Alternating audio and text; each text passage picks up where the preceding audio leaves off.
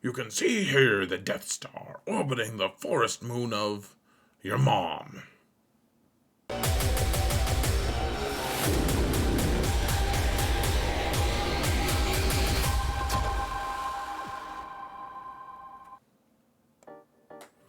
Hello everyone, and welcome to another episode of Xaereth Prevails, a Grand Arena story. Folks, we've lost the last two matches of this 3v3 week. We're in the toilet bowl, facing someone who is, believe it or not, also in the toilet bowl. I've lost a match by 5, I lost a match by 3. How close can this be? I will just say it's a very close game. We started in the top 50. We've kind of plummeted out of that, but we can maybe get back into the top 100 at the very least if we can get the win here. The problem is, if you start in the top 50 group, no one is easy to face. No one at all. So my opponent did attack before I went in to fight. Like, he attacked just my front zone. I think he failed one, I want to say. I'm pretty sure he did, in fact. So I don't remember what it was. I don't have the screenshot. Let's just gonna jump. We're gonna jump into the fighting just right this instant, folks. Good player. He's a fan of mine. He watches my live streams, and he was there while we were there. I was still a little bit sick, so we're not doing any of the live segments we normally do. Here we are, folks. So we placed Lord Vader without a without anyone here to. Hold on a sec. Alright, we're back. I had to resize something. That's what she said. But he placed a Lord Vader team without Maul, and so I decided to go against what I prefer and just jump in with Supreme Leader Kylo here. No excessive dodge here, which is nice. And I think that, so at the time I didn't realize that there's a better comp than this that you can use with Supreme Leader Kylo, which is you want to use armor here instead of crew. And I mean, crew works pretty well. It's just armor gives you that extra source of regeneration when it's just Kylo versus Lord Vader, because eventually that's what it kind of turns into. No matter what, you eventually just kind of die. The nice thing about crew here is that he doesn't take any damage over time damage. Like, any damage that Lord Vader does, of course, does cause him damage. I feel like I'm speaking to a preschooler here. Now remember that damage is damage. No matter what others may call it, it's still damage. However, Royal Guard is slowly learning that, and so is crew. They both are struggling to pick it up, but we'll get there eventually. Now, I did the poke because I wanted more stacks, but I wanted to do a crit against Lord Vader, and he had full health. So that's why I switched over from Royal Guard. I just wanted a crit because that gives you more stacks, and it gets your ultimate meter a little bit farther. And we're actually pretty close to our ult here.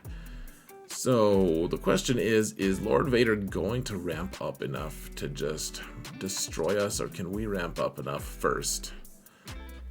We did get the full 3-turn ult, which is pretty nice, and that's something you don't get against Maul comps. And actually, that's what I placed for my defenses as well. I didn't take any screenshots of any of my defenses either, folks. I'm sorry to say. But, we keep a lot for offense anyways. The defenses aren't really that exciting. I think next week I at least have one match that I took screenshots for defenses. So there is that. Now, my opponent did one-shot my Jabba, and I was like, I don't know how he did that, because I just haven't had time to do the research on how people are doing it. And so I had this cool idea. I was like, man, maybe we could just kill his Jabba with Jedi Master Kenobi. I was like, man, maybe this will work. This could work.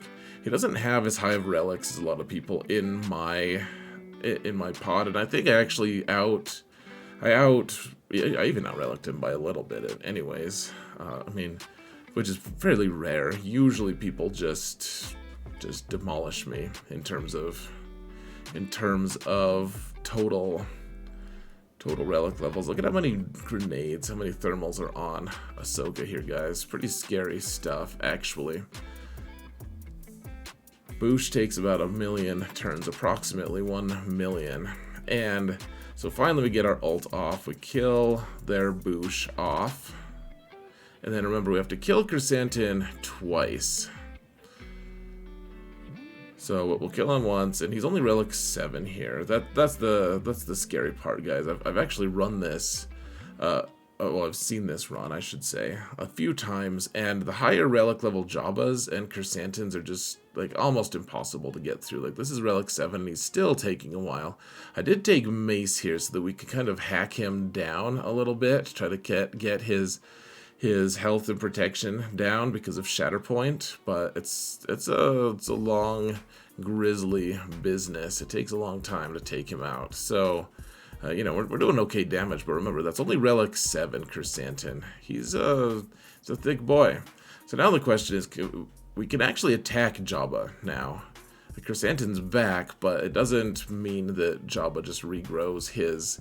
He regrows his ability. Also note, the Chrysanthemum doesn't have his Omicron, which gives him an additional 40% protection and reduces my potency by 30. Not to mention a few other things. But, okay, we got 2 minutes left, folks. 2 minutes left. Can we take out this Jabba? Only relic 8 here. Remember, this is the lowest, as crazy as it sounds, this is the lowest gear Jabba that I've faced so far. Every time it's either been relic 9 or relic 9. Every time. Every single time.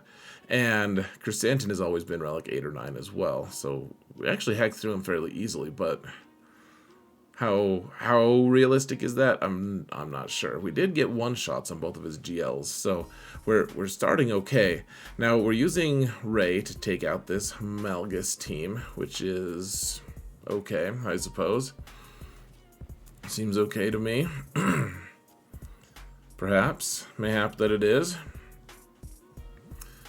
Of course, it's a little bit scary. You can't have a match like this and have it not be a little bit scary. I always feel like I misplay this a little bit. I don't know, guys. I don't frickin' know. We finally got Master's Training. It takes a while to get because of all of their cooldown increases and stuff. Decided to take a quick detour and just slice out Basti here before we get our ult. So we take her out, so then when we do our ult, it'll actually only hit 2 characters, and it won't kill Malgus, probably won't even make a dent, but it'll at least kill Darth Revan, probably, and look at that, we totally did it. Now, watch how Malgus just takes the whirlwind like a champ. Pretty scary stuff, guys. Even with his... oh, what's it called? Even without his Datacron, he's still pretty scary.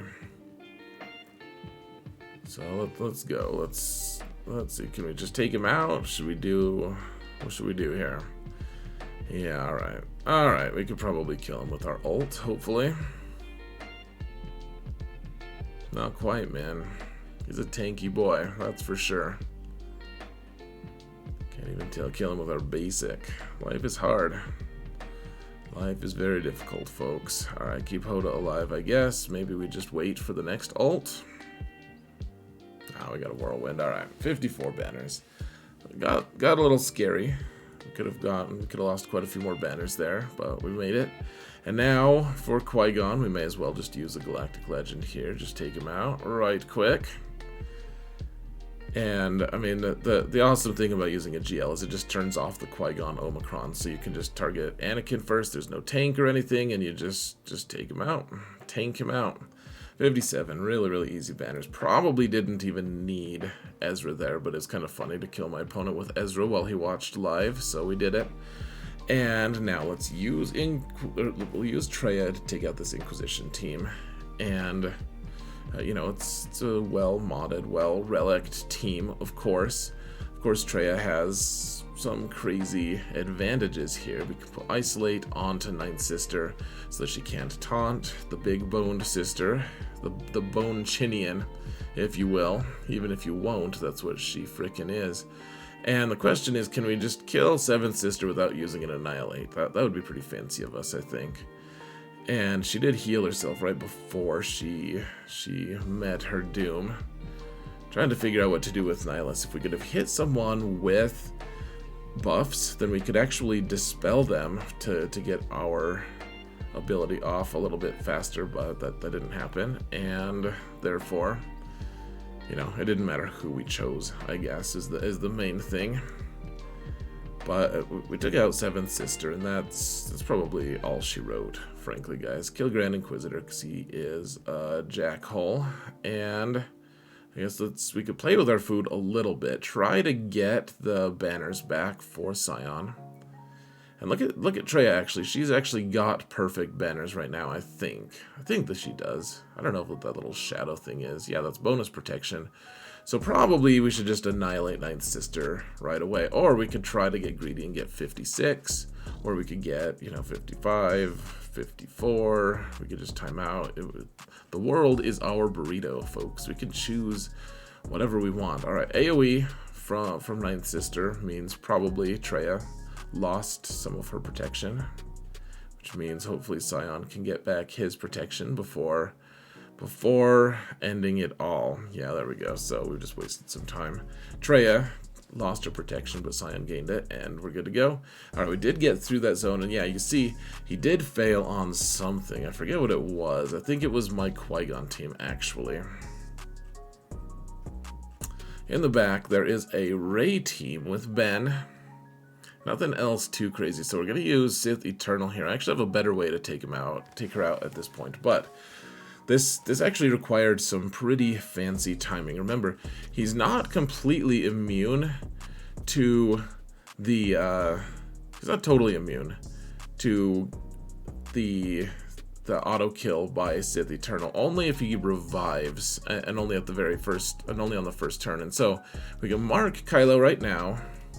Oh, look at that. We didn't even get the buffs from armor. Gosh, that's irritating, guys, isn't it?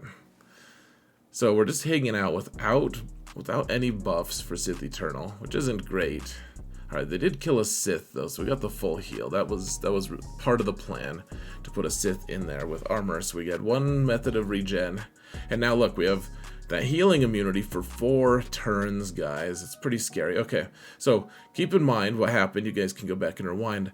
We killed Ben because Rey had just cut herself to go into yellow and was in damage immunity. And that meant that Ben was available for death. And oh gosh, we almost took her out before the ult. And thank goodness we survived it.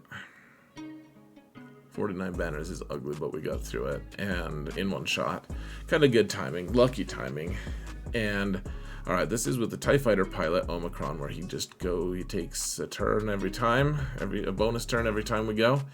And he's got foresight, so that's not good for us, but he's also dead now, which is not good for him. And now hopefully we can gun through crew. It's only relic 7, so we should be able to get through it. And I was hoping actually that he'd survive for a little bit longer so Chewie could heal himself and get full banners, but 56 was what we had to deal with, and frankly, if he was that much more tanky, we might not have gotten through him in the first place. Alright, we were a little bit faster with our troopers here, so may as well just use our troopers to take out this Boba team with Zam under further examination. That was what I decided. And they're both feared. It's like, should we just try to wait until Boba uses his fear, or gets a turn, and then then punch him? And as it turns out, we just needed to punch him. We didn't need to wait. No need to wait to punch someone, folks. That's what you need to remember. All right, there's the CLS team, and I could have maybe used troopers here, actually, but I decided instead to use Jedi Revan and Jedi Luke with Basti, just so the Basti would boost their potency a little bit, because under Jedi Revan lead, that's what happens. And I guess we're going to try to kill Chewpio first. Wise move on my end, I'm sure. I guess we can just do a basic to get rid of his translation, and then hopefully stun him. Nice. Look at how fancy we are. And now he could hit us back. That's what I'm kind of hesitating about. He's 50% to counter me in this stance, and he just couldn't do it. Get full banners, and big middle finger to CLS there. Hooray for us. All right, we've got Dash. And against an AdRad team, I mean, this is... We have the Dash Cron that gives us grit, which means see all that exposed damage that we had? the exposed damage is what is the way Admiral Radis does damage in the first place for the most part. They don't really hit that hard, but we have a ton of crits that we've done to them, they've caused to us, but grit means we can't take % health damage, much at least, and therefore all of those exposes just kind of go by the wayside, and all is forgiven, and we're all good. We're all so happy here. We're all fine. All fine, thank you. How are you? Kind of deal. Alright, 57 banners, so we're going through pretty efficiently. Who knows what madness he's got in ships. I think this is this the final fight already, folks? I know this is just the top, and then we've got all the back zone as well. Got my hopes up for a minute. I was like, man, we're gonna have a fast video, but it's okay, guys. So we've got Bam here, and it was starting to feel a little bit like this was a mistake. They're doing a lot more damage than I had kind of thought. We only did 6 whistling birds, which wasn't enough to actually kill Hux, and Stormtroopers doing his thing. The nice thing was there's no first order TIE pilot here, so that's good at the very least. And gosh, we don't want to hit Hux because he's gonna. Who should we even hit? I mean, gosh, Red Trooper is maybe not the most inspired choice, but if we hit Stormtrooper, then he's just gonna call someone to assist anyways. All right, so we got the assist here, and somehow Kuiil and IG are doing just fine. I decided not to go into poop stints here. Just gotta bide our time, folks. Okay, now we can go into it. Hopefully do the AoE and get enough birds to finish off Hux. Remember, Hux doesn't have any good regeneration, so if you get him to yellow, he's just kind of stuck in yellow. I was kind of hoping we could take out Red Trooper before we took out Stormtrooper, but it was starting to look like that wasn't going to happen. So Bando did a nice job there of killing First Order Stormtrooper, and now this guy's stunned. Let's just take him out. There we go, 57. And we get through that zone. I don't think we dropped very, very few banners in that zone, actually. It's pretty fancy of us. He does have Executor on defense. Does he have Profundity as well, is the question. And the answer is no, no Profundity, so that's good. Good for us. So now, the funny thing was, guys, he actually used a few of the counters that I used. Like, after I used them, he was like, oh yeah, I could do that. So I had this team on defense. He used Wampa as well after watching this. So sorry for the minor spoiler, but this ends up working out okay.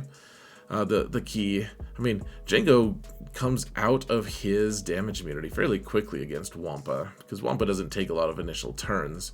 And as long as you take out Jango and can survive the Jango big hits, then you're okay.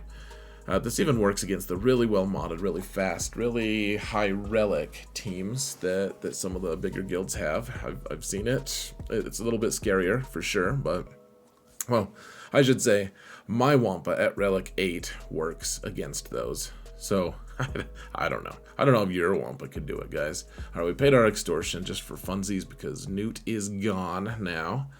The wicked no-nose Nute is dead. He's kind of the same color as the Wicked Witch, isn't he? Quinkadink? I think not. Apparently I just put it on auto basic. I don't know why I cared. We weren't going to take time out or anything, but there it is. Alright, what else do we got? Oh yeah, so we're going to use the Hux lead team here with First Order TIE pilots. So we get first turn, like basically guaranteed, because they don't gain bonus turn meter under Hux lead. And I mean, this team just deletes them. It's pretty nice, actually. Well, it's not nice of us. But Red Trooper, man, at Relic 8, he's a sleeper for Relic 8, man, because he assists so much. He does a crazy amount of damage at higher relics.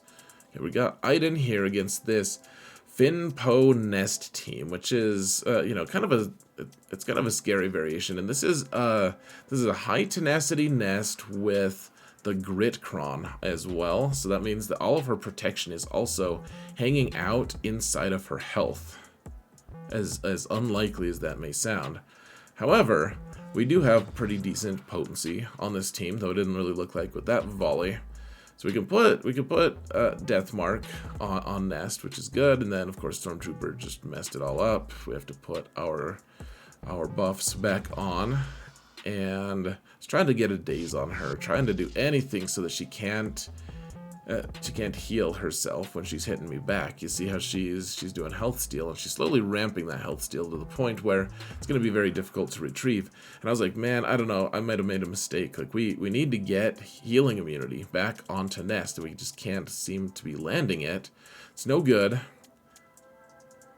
It's actually fairly tense. Okay, finally got Daze on Nest anyway, so call the Mass Assist, get this stun, and there's healing immunity, there's Daze, all the things. Okay, great. So we're starting to work her down again. Healing immunity is the big deal here. And Daze, for that matter. And I guess we could do Death Mark. Cool, let's put more debuffs on her if we can. There we go, we stunned her. We're close, guys. I guess we could just heal and chill. Got her. Finally worked her down. So 57 banners, and yeah, we're running through these teams, guys, fairly efficient. We haven't dropped a single fight yet, which is pretty nice. In fact, okay, we have to dispel with grief here, that taunt, and now we have an issue because Kuiil is hiding as VIP, and this actually turns fairly scary at some point, folks, because, well, it's hard to get our contract here. So, okay, we're at 40. We can get up to 70 here because Mando can call Grief, and Grief hits twice. And it's dealing, it's how many instances of damage can you do to the weakest character. So, all right, we're at 70. Now we're at 80, but he keeps going into stealth. And, okay, so the kill Mando once. He comes back from Bounty Hunter's Resolve, of course.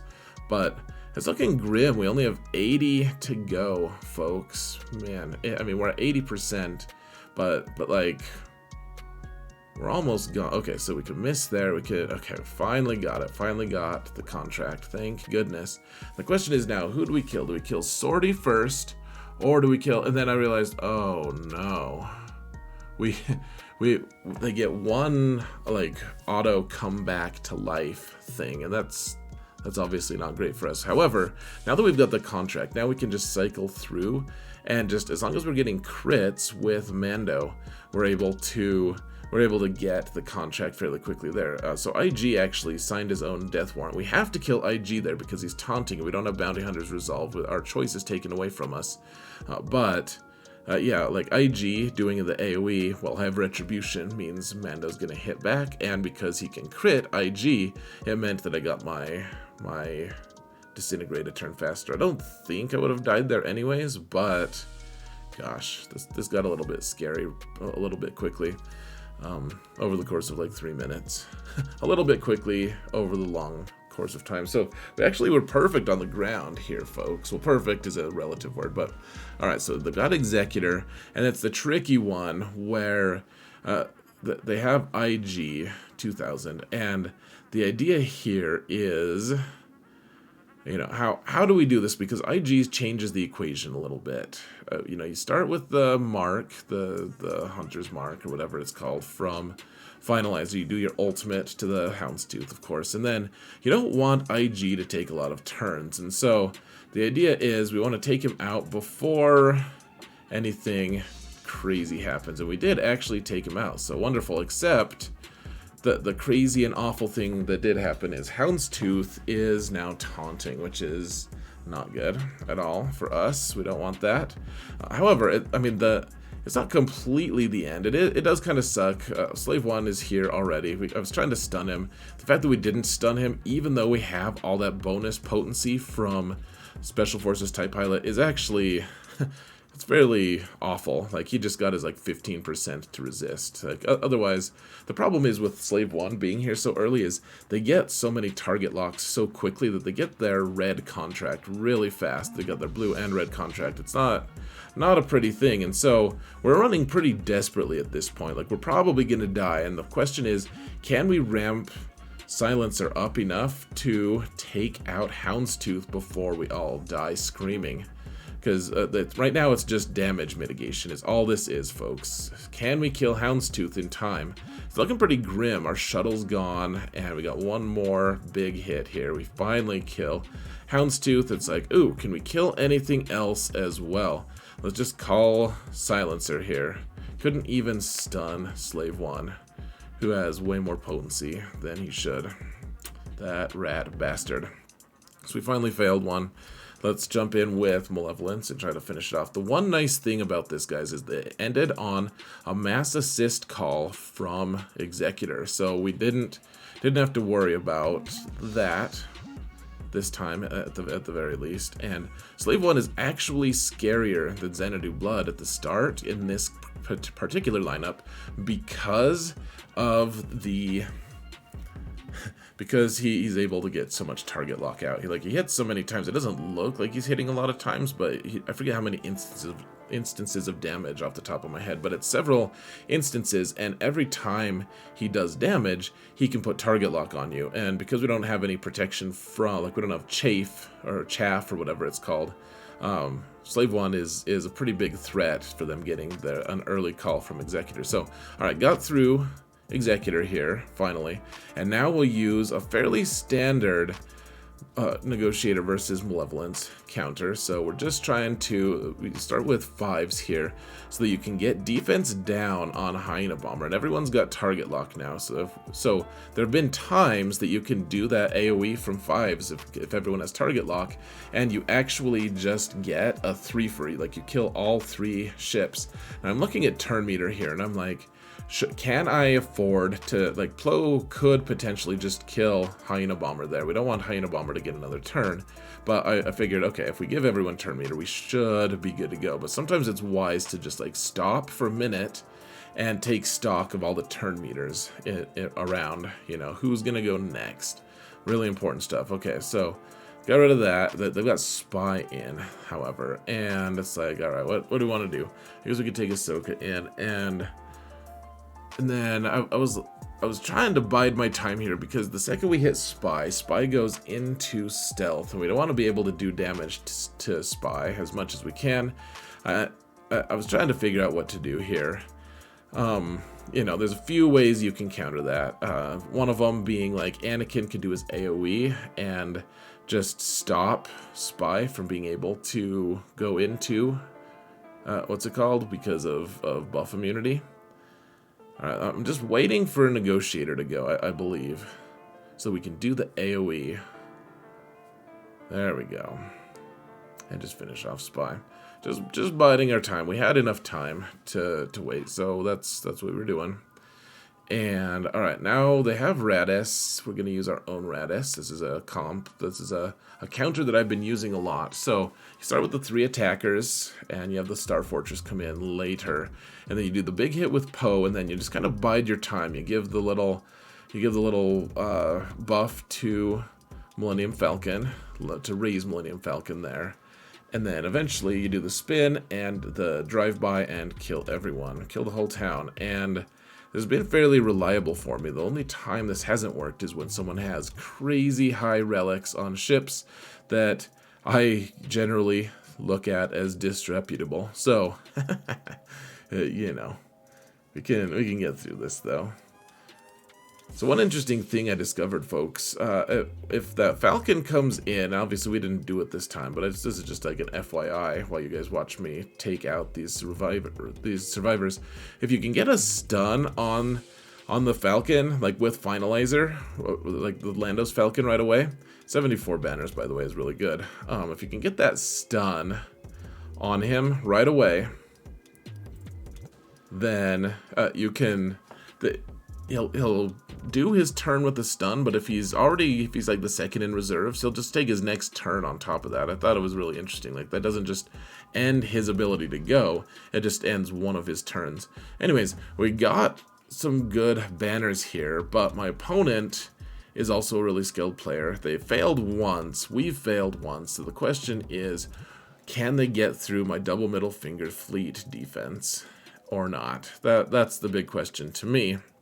So we're going to go, and here, I'm going to give you the courtesy of the transition, and when we do that, when it's done, you get to see the results. But there's no drama to build. He watched my attacks and then did his, and he was like, "Oh, by the way, here are the results," he said in my stream while I was doing my alt attack. So here we go.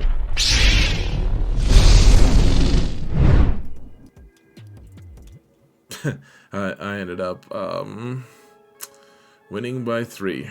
So we first match of the week we lost by 5. Then the next match we lost by 3. Now we won by 3. Like, just a crazy. Like, any of these matches could have gone in either direction. Really, I mean, what a crazy match, guys. What a crazy match. My opponent was super efficient to get to that point, to be able to get to this score, and I'm fortunate to have won at all. So, good match to Calcestis.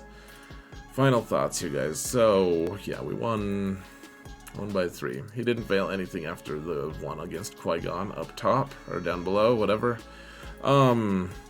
Starting to understand 3v3 more at this point. Like, I was pretty efficient here, except for the fleets, and fleets just get a little crazy sometimes, guys. What a stressful week, though.